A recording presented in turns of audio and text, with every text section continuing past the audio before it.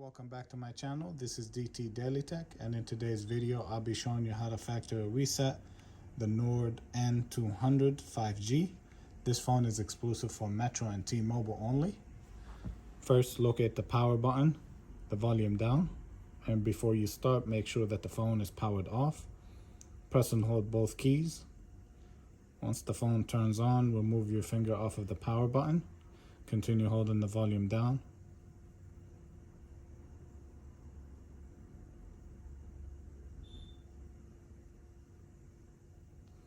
Once you see this option, scroll down to English, press the power button to select.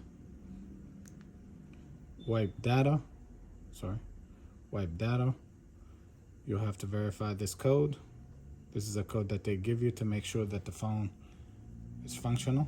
Format data, format, and as you can see, it's completing the format as we speak.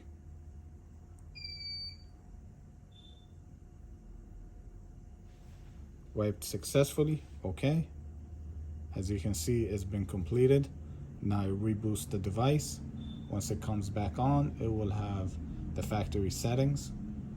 If you found this video helpful, please like and subscribe. Thank you.